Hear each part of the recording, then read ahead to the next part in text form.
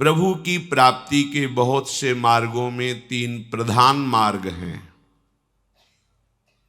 एक है भगवान के द्वारा सुरक्षित, भगवान की कृपा के द्वारा पोषित भक्ति मार्ग, और एक है विशुद्ध ज्ञान के द्वारा अभेद भाव करके भगवान में लीन हो जाना, ज्ञान भाव। और तीसरा है सबको भगवत स्वरूप मानकर मन वचन कर्म से सबको सेवा सुख पहुंचाने की भावना, कर्म योग मार्ग। कर्म मार्ग नहीं, कर्म योग मार्ग। कर्म योग तभी बनता है जब उसमें भगवत भावना के द्वारा किया जाता है। माता पिता भाई बंधु रिश्ते नाते सब भावों को भुलाकर एकमात्र सब में हमारा प्रभु विराजमान है और उसी को सुख पहुंचाने के लिए हमारी सारी चेष्टा है। इसे कर्मयोग कहते हैं। अभेद भक्ति, तत्त्वम असि, तत्त्वम असि, तुम वही हो, ऐसा अनुभव हो जाना। अहम ब्रह्मास्मि, मैं ब्रह्म हूं, ये ज्ञान योग अभेद भक्ति। पर भगवत भक्ति बहुत ही सुरक्षित मार्ग है। इसमें भगवान की कृपा के द्वारा उपासक के अवगुणों पर दृष्टि ना रख करके उसे आगे बढ़ाते हुए गिरने ना पावे। अगर गिर भी जाए तो भी उसका परिणाम महामंगलमय ही होगा। नामे भक्ता प्रणश्यति। अगर गिरता है तो कहीं न कहीं अहंकार है, नहीं तो करो सदा तिनके रखवारी, जिम बालक राखे महतारी। जैसे माँ अपने बच्चे की प्रत्येक क्षण सुरक्षा रखती है, ऐसे अनंत वात्सल्य समुद्र भगवान अपने भक्त की रक्षा करते रहते हैं। ये शरीर मैं नहीं हूं, ये वाणी मेरी नहीं है, मन मैं नहीं हूं, बुद्धि मैं नहीं हूं, ये अहंकार अंतःकरण धर्म से स्फुरित हो रहा है, मैं नहीं हूं। स्वभाव त्रिगुणात्मिका माया के द्वारा रचा गया, ये मैं नहीं हूं। तो जो मैं बचा उसे भी भगवान के चरणों में समर्पित करना, ये तब अनुभव में आएगा। पहले वाणी से समर्पण, शरीर अर्थात क्रियाओं का समर्पण, मन अर्थात संकल्प का समर्पण, स्वभाव अर्थात प्रत्येक वृत्ति का समर्पण। तब आप खुद अनुभव कर पाएंगे कि मैं तत्व क्या है। फिर उसका समर्पण, उसका समर्पण होते ही ब्रह्म नहीं माया नहीं, नहीं जीव नहीं काल, अपनी हो सुधि ना रही, एक रहो नंदलाल। बचा एक। भक्ति में सरसता है, भक्ति में बहुत बड़ा बल भगवान के आश्रय का है। इसलिए प्रायः भक्त का पतन नहीं होता। किसी कारण से यदि वासनात्मक वृत्ति कुसंग से कोई ऐसी चेष्टाएं बनने लगे जो भगवान के प्रतिकूल हैं, भगवद आज्ञा की विरोधी हैं, तो भी उसका पतन नहीं होता। भले उसको दंड मिले, वो भी बहुत कम मात्रा में, पर भगवान उसका पतन नहीं होने देते। कृपा ही कृपा भक्ति मार्ग में है, क्योंकि इसमें भगवान कह रहे हैं कि मैं उसे साधु बनाता हूं। इसमें भगवान कह रहे हैं क्षिप्रम भवति धर्मात्मा, बहुत शीघ्र उसे धर्मात्मा पदवी प्राप्त हो जाती है, क्योंकि भगवान की नजर उस पर होती है। अहम शून्य हृदय भगवत प्रेम का अधिकारी होता है। जहां कहीं अहम होता है, भगवान उसको ठोकर लगवाते हैं। उसको लगता है कि मैं किसी योग्य नहीं, तहां भक्ति का प्रकाश उसके हृदय में भगवान कर देते हैं। जब तक अपने में कोई योग्यता समझ में आती है, तब तक अहंकार का राज्य है। और जहां असरण भाव आया, जहां अपने में अयोग्य भाव आया, उसी समय भगवान अपनी शरणागति का दिव्य प्रभाव उसके हृदय में प्रकाशित कर देते हैं। अपने को जब समर्पित कर दिया तो हमारी वाणी से जो कुछ निकलेगा वो सब भगवत स्तोत्र माना जाएगा। हमारे चरण जहां चलेंगे वो परिक्रमा मानी जाएगी। हमारे शरीर से जो चेष्टा होगी सब भगवत सेवा मानी जाएगी। हमारी नींद भी समाधि में गिनी जाएगी।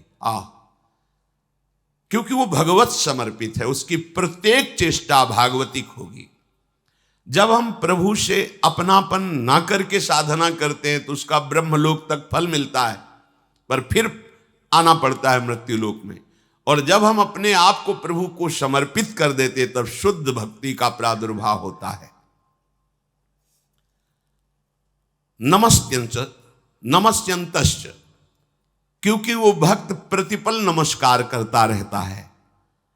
उसमें दिव्य जब सद्गुण आते हैं और उन सद्गुणों का सम्मान होता है तो प्रभु का दुलार देखता है, कितना दुलार करते हैं प्रभु। और जब भगवत विधान से प्रतिकूलता आती है तो उसमें कृपा को देखता है, दोनों में मस्त रहता है।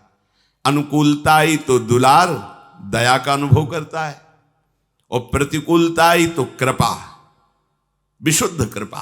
प्रतिकूलता विशुद्ध कृपा का अनुभव करता है, प्रतिकूलता हटाने का उद्योग नहीं करता। भगवान के द्वारा दी हुई प्रतिकूलता मेरे किसी मलिनता का मार्जन कर रही है। कड़वी औषधि है पर सिद्ध औषधि है, ये निश्चित मुझे भगवत अनुराग प्रदान करेगी। प्रतिकूलता रूपी औषधि भवरोग की अचूक दवा है उनके लिए जिनको सदवैद्य रूपी सदगुरु हरि मिल गए हैं, हरि का आश्रय मिल गया है। नहीं तो प्रतिकूलता में सब दुखी और जलते रहते हैं। दो प्रकार के भक्त होते हैं, एक होते हैं भगवान का भजन करके भगवान से प्यार करना चाहते हैं, और एक होते हैं जिनका भजन स्वयं भगवान करते हैं और भगवान प्यार करते हैं। भरत सरिस को राम सनेही, जग जप राम राम जप जेही।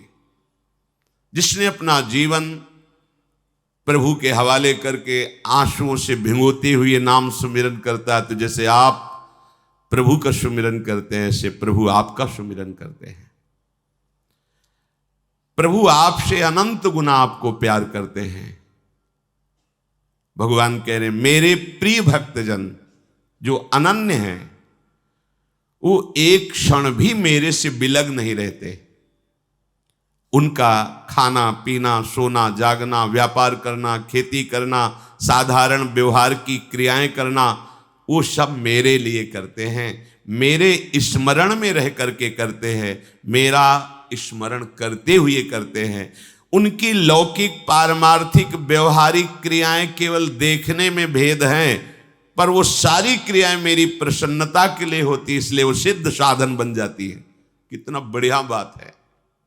चाहे वो खेती करना हो, व्यापार करना हो, नौकरी करना हो, व्यवहारिक क्रियाएं हो, जब हम प्रभु के हो गए तो हमारी सारी क्रियाएं प्रभु के लिए हो रही, तो हमारे प्रभु की प्राप्ति की वो साधना बन गई। हम समझते केवल माला चलाना ही साधना है, नहीं, सब साधना हो जाती जब हम प्रभु को समर्पित हो गए। ये है विशुद्ध भक्ति का मार्ग। कुछ उपासक ज्ञान यज्ञ के द्वारा मेरी आराधना करते हैं और अभेद भाव से, एक ही भाव से, मैं ब्रह्म हूं, इस भाव से वो मुझे प्राप्त होते हैं। अभेद स्थिति ये मार्ग है, ऐसा नहीं कि जीव कभी ब्रह्म हो सकता है क्या। तो जीव बना कैसे? देहाभिमान के कारण उसे जीव कहा गया, नहीं तो ब्रह्म रूप तो है ही वो। पूर्णमदः पूर्णमिदं पूर्णात् पूर्णमुदच्यते पूर्णस्य पूर्णमादाय पूर्णमेवावशिष्यते। उस परब्रह्म पूर्ण परमात्मा का अंश भी पूर्ण परमात्मा है। भूल गए हैं अपने स्वरूप को, इसलिए हम अपने को स्त्री पुरुष मानने लगे, नीच उत्तम अधम मानने लगे, फिर जीव कहा गया। ये भगवान कह रहे कुछ ऐसे महाभाग्यशाली उपासक हैं जो ज्ञान यज्ञ के द्वारा अभेद भाव से मेरी आराधना करके एकत्व को प्राप्त होते, मेरे स्वरूप में स्थित हो जाते हैं, अर्थात मैं ही उनकी आत्मा हूं, वो आत्मस्वरूप से मेरा अनुभव कर लेते हैं। ये जो तुम इस संसार में आए हो ये दुखमय है, दिखाई देता है रमणीय। रमणीय माने बहुत अच्छा, मानो सुख मिलेगा। रमणीय, मैं इसको भोगूं तो सुख मिले, मैं इसमें रमण करूं तो सुख मिलेगा। पर बेटा है ये अभद्र। अभद्र माने दुख रूप, मृत्यु रूप, नाश, चिंता, भय, शोक, विषाद, नाना प्रकार से। मेरी आज्ञा है, अभी भले तुम्हें अनुभव ना हो, पर तुम इस रमणीय संसार में कभी फंसना नहीं। देखो बेटा, कोई ऐसा पदार्थ इस सृष्टि का नहीं है जिसे भोगने के बाद तुम्हारे हृदय से निकले कि मैं परम सुखी हो गया। ये जो बाल्यावस्था है ये प्रायः कल्पित क्रीड़ा में, खेल में, चपलता में व्यतीत कर दी जाती है। और युवावस्था जब आती है तो मन बहुत ही उन्मत्त हो जाता है। ये स्त्री शरीर आदि या पुरुष शरीर आदि भोगों की तरफ आकर्षण से युक्त होकर पूरा का पूरा यौवन अवस्था भोगों में व्यतीत हो जाती है। जब वृद्धावस्था आती है तब इंद्रियों में भोग शक्ति नहीं रहती और मन पूर्व संस्कारवश भोगों की चाह से भर जाता है, शरीर जर्जर होने लगता है। उस समय केवल दुख ही दुख रहता है, क्योंकि इंद्रियों से भोग नहीं सकता और भोग वासना जलाती रहती है। फिर वृद्धावस्था के बाद मृत्यु आती है, फिर महान दुख से जिस शरीर और भोगों को भोगा उनको छोड़कर फिर अपने कर्मों को भोगता हुआ नई योनि को प्राप्त होता है। इस संसार में एक भयानक नदी बह रही जिसका नाम है तृष्णा। तृष्णा, भोगे हुए भोग को बार बार भोगने की इच्छा, इसे तृष्णा कहते हैं। बेटा, इस नदी में एक बार जो गिर गया और निकल नहीं पाता है। सच्ची बात, जो एक बार भोगों में उतर गया फिर कितना भी ज्ञान विज्ञान लगाए, बार बार वृत्ति उन्हीं भोगों की तरफ जाती है, बार बार भोगे हुए भोग को भोगता है, हाथ लगता कुछ नहीं, बस एक तृष्णा बढ़ती चली जाती है।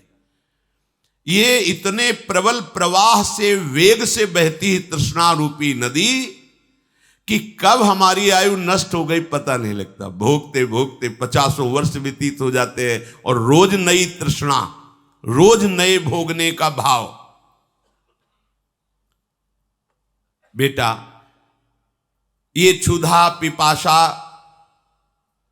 ये हर्ष, शोक, ये 5 इंद्रियों का ग्राह रूपी टक्कर, ये सदैव जीव को भोगना पड़ता है जो इस नदी में गिर गया। इसलिए तुम धैर्यवान बनो, अर्थात कभी किसी इंद्रिय के भोग को मत भोगना, और वैराग्यवान बनो, अर्थात भोगों में सुख है ही नहीं ऐसा हृदय से निश्चय करो। ये तृष्णा रूपी नदी को तुम्हें पार करना है। काम रूपी इसमें सैकड़ों जंतु ऐसे भरे हैं कि लील जाते हैं, लील जाते, बेसुध मूर्छा जैसे आ जाए, ऐसे समय नष्ट हो गया, होश ही नहीं आया, पूरी जवानी निकल गई भोगते हुए भोगों को। ये आपत्तियों का, दुख का घर है। इसमें केवल दिखाई देता है सुख है दुख, इसमें दिखाई देता है संपत्ति, लेकिन विपत्ति ही है। बेटा, कभी अहंकार मत करना। अहंकार शून्य मन से ही ब्रह्मानंद का अनुभव होता है। अहंकार शून्य मन से ही ब्रह्मानंद का अनुभव होता है। अहंकार शून्य में विकार उत्पन्न ही नहीं होता। कितनी दुर्लभ बात। जैसे हाथियों से सेना रूपी तरंगों का उद्वेलित होना, समर सागर को अपने बल विक्रम के द्वारा पार करना, ऐसे ही ये वैराग्य का मार्ग है। ये बड़े बड़े मत वाले हाथियों की सेना है। काम, क्रोध, लोभ, मोह, मद, मत्सर, तुमको विजय पाना है, कदम पीछे नहीं हटाना है। पक्ष कोई कमजोर नहीं है, ना अपना ना विपक्ष। अपना इसलिए कमजोर नहीं कि चाहे ज्ञान मार्ग हो चाहे भक्ति मार्ग हो, गुरु के ज्ञान का बल होता है, गुरु की कृपा का बल होता है। हमें कोई परास्त नहीं कर सकता है। यदि हम अहंकार का बल लिए हैं तो हार जाएंगे, और यदि गुरु कृपा का बल है तो कोई परास्त नहीं कर सकता। अपने बेटों को समझाया कि ये जो कुछ तुम्हें दिखाई दे रहा है दृश्य जगत, ये बिल्कुल नाशवान है, ये टिकने वाला नहीं है। नहीं है फिर भी दिखाई दे रहा है। कैसे? जैसे कोई स्वप्न में देख रहा है कि मैं राजा हो गया, मेरी इतनी संतानें हो गई, मेरा इतना वैभव है, बिल्कुल सत्य भास रहा है स्वप्न में। लेकिन जगा तो ना राज्य था, ना राजा था, न संतानें थी, न सुख था, कुछ नहीं, कुछ नहीं। स्थूल शरीर पड़ा हुआ है, सूक्ष्म शरीर से चेतना में मन केवल रच रहा है। एक मन ही होता है स्वप्न में, दूसरा कुछ नहीं। वही शत्रु बन जाता है, वही मित्र बन जाता है, वही जगत बन जाता है, वही सब सुख संपत्ति भोग दुख आदि सब कुछ वही बन जाता है। और जब जगे तो कुछ नहीं था। सच्ची मानिए, जिस दिन तुम्हें ज्ञान हो गया उस दिन देखोगे एक प्रभु के सिवा कुछ नहीं। जैसे एक मन के सिवा कुछ नहीं था स्वप्न में। कितना भी भोजन पालो, कितना भी कोई चाकू मारे, एक बूंद खून नहीं। जब जगोगे तो स्वस्थ। ऐसे ही तुम्हारी आत्मा का कोई भी छेदन भेदन नहीं कर सकता। ये शारीरिक जो राग है ये मोह के कारण है। मोह को नींद से जोड़ा गया है। मोह निशा सब सुवन। मोह रूपी नींद में हम स्वप्न देख रहे, देखे स्वप्न अनेक प्रकारा। इसलिए तुम तेजस्वी बनो। ये जितना भूमंडल देख रहे हो अंत में राख का ढेर बन जाएगा। ये महाभयंकर संसार का स्वरूप है। अभी तुम बालक हो, तुम्हारी समझ में नहीं आएगा, पर मेरी बात मान लो। तो भगवान कहते हैं कुछ ऐसे भक्त हैं जो अभेद भाव से मेरा भजन करके ज्ञान के द्वारा मेरे को प्राप्त होते हैं। शेष चर्चा आगे। श्री राधा वल्लभ लाल की।